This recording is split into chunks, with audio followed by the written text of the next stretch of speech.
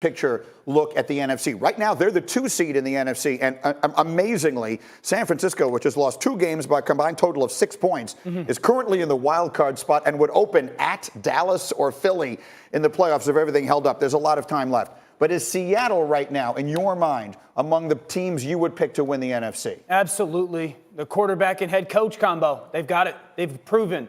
They continue to show in big games.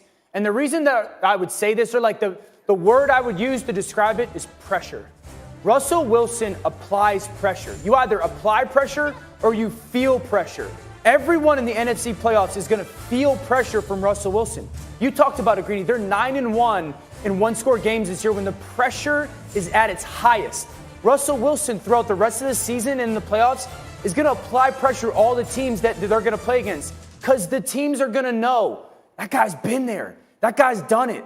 Pete Carroll's been there with him. And so that's something that those opponents are going to feel, is the pressure that Russell Wilson and his execution are going to apply to them. I find that interesting. What I'm seeing it for the first time on our screen. They have a 5% chance to win the Super Bowl. Our analytics say 6th best in the NFL. Just off the top of my head, Ravens, Niners, who are behind them, Patriots. But they're in a tough division, right? I mean, so they have to get through the division first before. I mean, if they were 2 or 3 games clear of the Niners, I think that percentage chance would be a lot higher. So they got to still fight that out. Their road looks tougher, yeah. Look, they have an identity, right? I mean, you talk about Brian Schottenheimer, the offensive coordinator. They know what they want to do.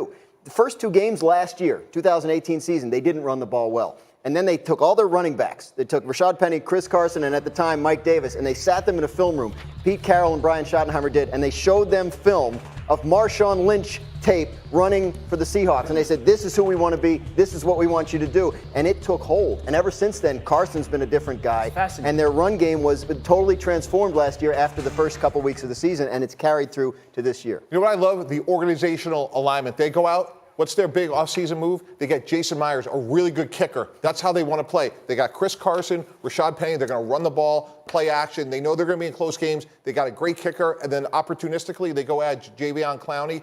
This team checks a lot of boxes. And Quandre Diggs, too. Like, Quandre Diggs has nobody knew he was even available. He's been a big addition to that secondary as a hitter. Someone help me. I feel like 3 or 4 weeks ago, not years, but 3 or 4 weeks ago on this show, the conversation was Russell Wilson is the MVP because he's doing it all by himself, because he has less around him than a lot of the other really good players. How did the Seahawks go from that to the conversation we're having? Because their defense has gotten better since week 5. Yeah. They lead the NFL in takeaways, and that's because guys like Clowney, Diggs, they've added defensive pieces. They've gotten better on that side of the ball. Yeah, I think that's still true, but the one-score games, I think, reflect that. But I think, they can rely on something. Their identity, well, we've talked about the Patriots, right? They're trying to figure out who they are offensively. Seahawks are not trying to figure that out. They have a bedrock, and they know they can rely on it. And then, go ahead. Well, I think that they've got a really good player development program in Seattle as well. And that's to Mike's point, like, their players, those role players or reserve players have gotten better. Trey Flowers has gotten better. Quandre Diggs has gotten better. David Moore has got. All those guys have gotten better throughout the season than they were in September. That matters. And so right now, life on the line, 4th quarter in a tie game. Russell Wilson is the quarterback you're choosing. I'll take Danger Russ over anyone. December 3rd, 2019, I'll take him right now. Everybody agree? Absolutely, because he can make plays with his feet, with his arm, and he's going to put his team in the best chance to win. All right, we live in a world in which Aaron Rodgers still plays in the NFL. I was just going to say 12 would be right there. And Tom Brady and Drew Brees and a lot of other guys are walking right into the Hall of Fame. Don't go there. What about Carson Orlovsky? What about him? Don't start getting personal here. You cannot insult Carson Wentz in front of Dan Orlovsky. There are very few hard, fast rules, but that is one of them. Okay, that's where we begin this morning with the Seahawks, a huge win on Monday night. Elle, where do we go next? Let's keep it NFC. And even though the Cowboys hold a 1-game lead in the NFC East, they've, of course, lost 3 of their last 4 games, including a loss to New England a couple of weeks ago where they were held to just 9 points. That led at the time to Jerry Jones saying he was frustrated and disappointed, calling the loss a significant setback and blamed coaching. Things, of course, didn't get better on Turkey Day when Dallas lost at home to the Bills. Jones said after the game that while he was disgusted, he was going to be sticking with Jason Garrett. Something he also said a couple of weeks before he fired Wade Phillips. For more on the Cowboys, we welcome in our NFL insider Todd Archer into the conversation. And Todd, coming off last week's loss on Thanksgiving, what's been the mood around the Cowboys locker room?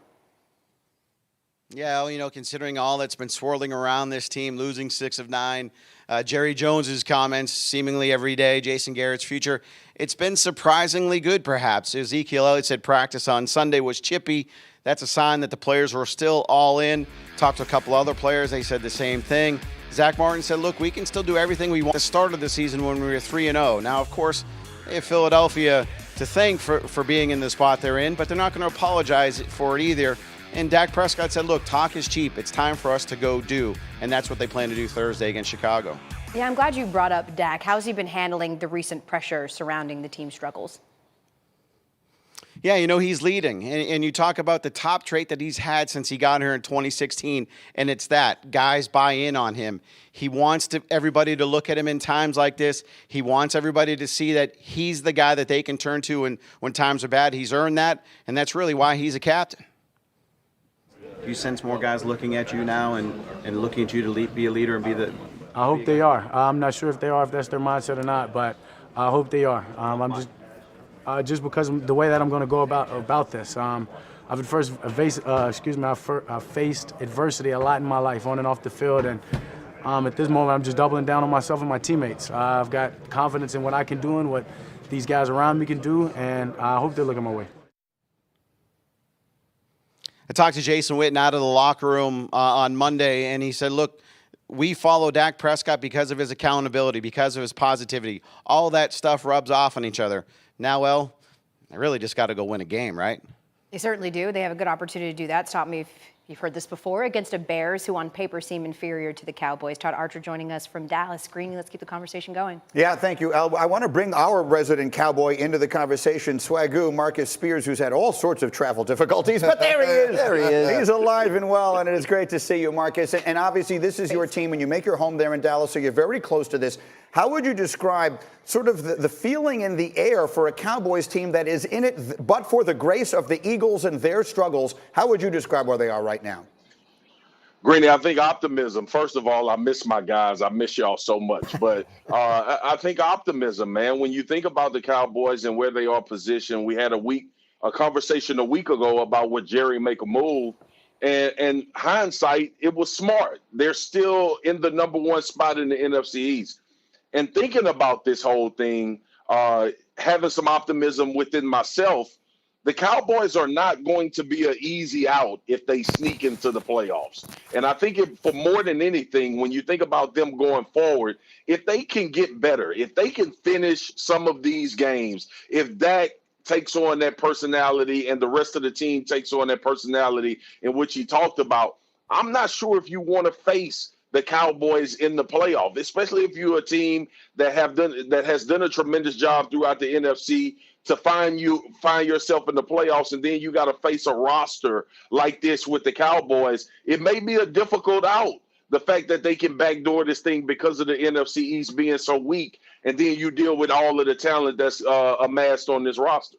If you just look at the way things are shaping up right now, one of four teams figure to be going to play the NFC East champion when it's done. Whoever doesn't win the NFC North, so either Green Bay or Minnesota, or whoever doesn't win the NFC West. I mean, incredibly, San Francisco, some people think they're the best team in the entire National Football League. So if it's the 49ers that show up in Dallas that first weekend of the NFL playoffs, are they going to be looking for a new coach that following Monday? Yeah, that'll be the last week for the Cowboys if the 49ers show up. it won't be pretty. When you look at that football team, obviously playing in those elements in Baltimore is a tough spot with how Baltimore is rolling. But San Francisco, to me, has nothing else left to prove. They can morph into what they need to morph into to play. And based on the way Dallas has been playing defense, you would give them the edge, and obviously on the other side of the ball. But like I said, G, this is the NFL. We've all been around this game for a long time. You need 3.5 hours on Sunday to be better than your opponent. And I'm not sure if there is an overall arching confidence that the Cowboys can't put together and drive home with this talent, with what they've shown us to have the ability to do, that they can't squeak out a win. But I just don't see them beating the San Francisco 49ers if that's the matchup in the first week. Swagoo, I've got less than a minute here, but I need two answers from you. Is there any chance that Jason Garrett is their coach next year? Is there any chance that Dak Prescott isn't their quarterback next year?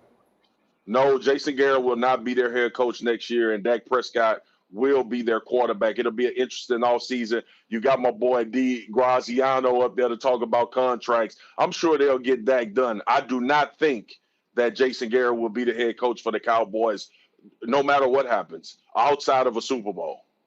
All right, yeah. I mean, Tannenbaum has already signed Dak Prescott, and he's not even working in the business anymore, but he's already trying to throw $40 million at him. All right, Swagoo, stay with us.